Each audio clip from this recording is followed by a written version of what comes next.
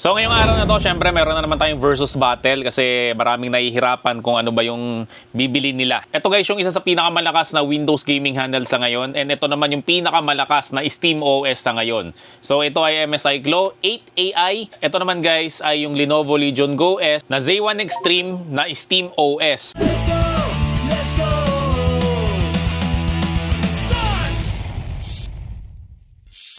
Siyempre, unahin na natin guys sa processor nila, no? So ito guys is powered ng Intel Core Ultra 257 na Lunar NIC. Ito guys yung pinakabagong chipset ng Intel. Ito naman guys is powered siya ng AMD Ryzen na Z1 Extreme. So ito Intel, ito ay AMD. So kung pagkukumparahin natin dalawang yon, so ito guys, mayroon na siyang bagong version which is yung Z2 Extreme. So medyo luma na yung processor nito. So sa labanan guys ng processor, siyempre 1 point agad para sa MSI Glow 8AI. So sa graphics naman nila guys, ito is powered ng Intel Arc 140B. So ito rin guys yung latest na integrated graphics mula sa Intel. Ito naman guys is powered siya ng AMD Radeon 780M. So mas powerful guys yung graphic card nito kaysa dito. At the same time guys, mas matipid sa baterya yung graphic card nito kaysa dito. So again, 1 point ulit para sa MSI Glow 8AI. So pagdating naman guys sa RAM nila, so pareho lang naman silang 32GB na RAM, no? So ito 32GB, ito rin is 32GB. Ito guys yung pinakamataas na RAM sa mga Lenovo Legion Go na mga product kasi yung unang Lenovo Legion Go ay 16GB na RAM lang siya. So pagdating sa RAM,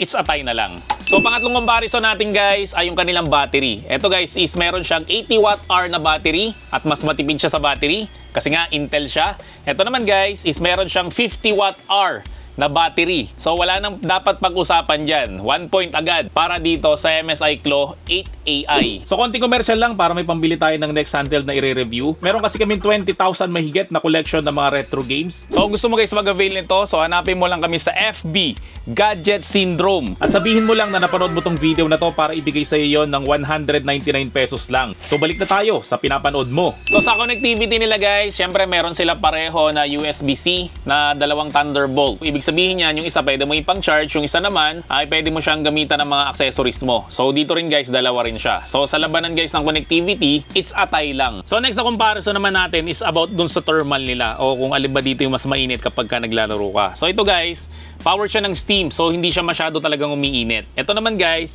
ay Windows siya. Di ba kilalagay sa mga Windows na umiinit talaga siya? Pero ito guys, is powered siya ng Intel na processor. Ang Intel na processor guys, ay mas malamig kesa sa AMD na processor kamukha ng Z1 Extreme at syempre Z2 Extreme. So pagdating guys sa thermal, ganun ulit tayo guys. It's a tie na naman. So conclusion natin guys pagdating sa performance, kung ang batayan mo ay purong hardware lang at syempre raw performance lang, panalo syempre ito guys. Itong MSI Glow 8AI. Kasi yung pinakabagong chip ng Intel nilagay dito. At syempre guys, mas malaki yung baterya nito kesa dito. So yun guys yung mga hardware nila. So pumunta naman tayo dun guys sa software and syempre sa user experience. So paghambingin natin guys, yung OS nilang pareho. So ito guys is powered siya ng Windows 11. So dahil Windows 11 to, para tong isang portable na gaming PC. So pwede ka dito guys mag-install ng kung ano-anong laro. Kasi guys, ang PC ang may pinakamalaking gaming library sa lahat. So mas marami pa siyang games kaysa sa PS5, mas marami pa siyang games kaysa sa Nintendo Switch. Tapos ang ginagamit nila dito guys sa parang user interface ng Steam ay ito. So Center M yung ginagamit nila. Yan, kaso minsan naglalag to kaya hindi ko talaga to masyadong ginagamit sa totoo lang. So ang pinakamaganda guys kapag Windows OS ang ginagamit mo, syempre guys compatible yan sa halos lahat ng games at mga apps. Pwede mo rin to guys gamitin sa productivity. Halimbawa Microsoft Word, Microsoft Excel, coding editing guys, Photoshop. So maglagay ka lang dito ng external na monitor, mouse and keyboard. So magagamit mo na to guys for productivity. At the same time nga guys, Intel yung processor nito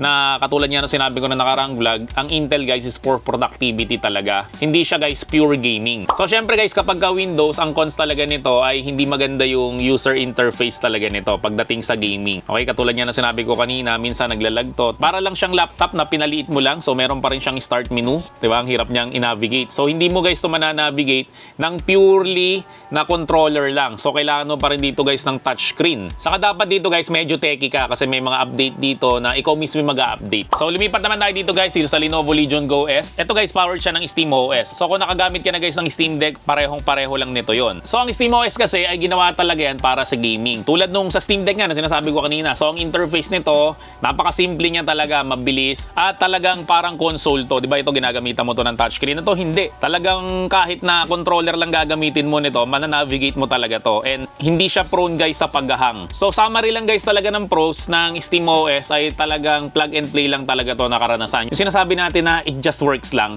So sobrang optimized talaga nito guys para sa gaming. So kung napanood nyo guys yung unboxing and setup ko nitong Steam Deck, no? So ganun lang siya kasimple guys si setup. Ipa-power on mo lang, i-scan mo lang yung QR code, then maghihintay ka na lang tapos na kaagad. Di ka mukha guys sa Windows na ang dami po pang etche-boretche talaga dyan. So dahil nga guys optimized to for gaming, kaya mas maayos guys ang laro mo dito kahit nasa mas mababang power lang. So ang cons naman guys ng SteamOS ay yun nga, usually malalaro mo talaga dito is mga Steam games lang. So yung ibang games guys hindi mo talaga siya malalaro dito. Hindi ka mukha dito guys na talagang halos lahat ng games compatible talaga dito at mas marami kang pwedeng gawin dito kesa dito kung marunong ka lang guys gumamit o techie ka lang talaga. And sumunod guys, dahil nga for gaming lang talaga to ginawa, so wala ka masyadong magagawa sa part ng productivity dito. So walang MS Word dito, MS Excel, walang editing dito. So talagang ito is for gaming lang talaga to. Which is yun naman talaga yung point ng mga handheld na to na dapat nga talaga is for gaming lang talaga. So yun yung naging pros niya, yun rin guys yung naging cons niya. So pagdating guys sa OS para sa akin, it's atay lang talaga siya. So yung final verdict naman natin guys pagdating sa software, kung gusto mo guys na walang etche-boretche pagdating guys sa gaming na para talagang console, syempre guys ito yung piliin mo kasi SteamOS to. Pero kung kailangan mo guys ng flexibility at syempre buong compatibility at productivity, ito piliin mo syempre. So next naman tayo guys, dun tayo sa design and syempre sa ergonomic. So ang design nila guys, ito meron siyang 8 inches sa screen. Ito rin guys, meron rin siyang 8 inches na screen. Kaso ito medyo mabigat to kasi 795 grams to. Ito naman guys is 727 grams. So kung hindi masyadong malaki yung muscle mo, mas maganda ito yung piliin mo no kasi mas magaan to. So halos lahat naman dito guys ay pareho lang. So pareho siya guys na asymmetrical yung kanyang controller, pareho siyang Hall effect joystick. Tapos ito guys, pareho rin sila. And ito rin yung mga button nila. So sabi ko nga sa inyo guys, medyo nakakalito yung buttons dito kasi ito yung Steam menu, ito naman yung quick action button. Tapos nandito yung select, nandito yung start. Dito naman baliktad, nandito yung MSI close, center M. Ito naman guys yung quick settings button niya. Ito rin yung select start. No, so baliktad sila. Dapat hiniwalay nila no. Ang pinakamagandang sample guys ng magandang button layout ay sa Steam Deck. So ito yung select start, tapos nandito yung Steam menu, tapos nandito naman guys yung quick settings no. So dapat magkahiwalay itong dalawang to kasi pagka ganito, mahirap talaga mahirap yung muscle memory mo So para sa akin guys, ang pagkakaiba lang nila dito ay dito sa tuktok, itong RT. Yan, di naman ako ma-RT pero itong RT na to, dito sa Lenovo Legion Go, nung sinabi ko nga sa inyo na masyado itong malaki para sa akin. Yan, pagkukumparahin natin. Malaki to, ito maliit lang. So minsan to, nakakangawit talaga siya lalo kapag sa Assassin's Creed na pinipindot mo to para tumakbo. So nakakangalay talaga siya. Sa una okay lang pero pag tumatagal siya nakakangalay siya. Pero ito meron siyang option dito na pwede mo tong itaas. So pag tinaas mo yan guys, makikita nyo yung button niya. Mas maliit na guys yung travel distance niya. So kapag binaba mo naman siya, so lalaki na yung travel distance niya.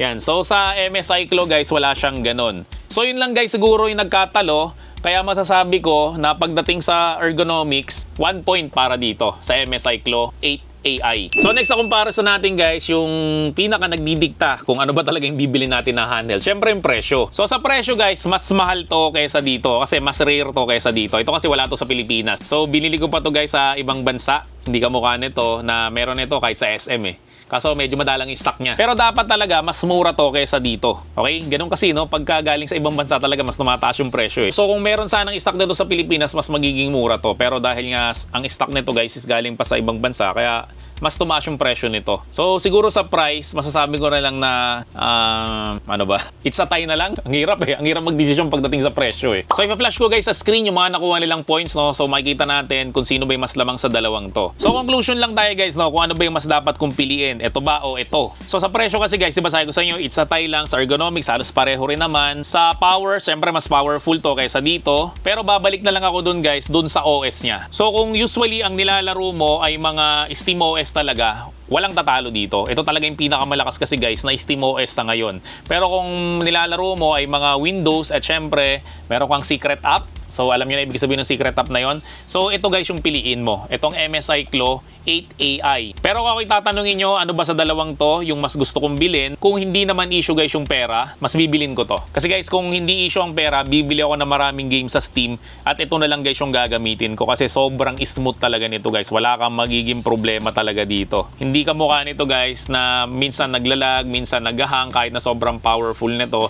Guys, iba pa rin kasi talaga yung Steam OS. So guys, kung nakatulong naman sa ito mag-decide kung ano bibiliin mo dito sa dalawang to. So huwag mo naman kakalimutan guys na mag-subscribe dito sa channel ko. Syempre, i-like mo na rin tong video na to at i-turn on mo na rin yung notification bell para like updated sa mga vlog ko about sa mga gadgets. So yun lang, maraming salamat ulit sa inyong lahat.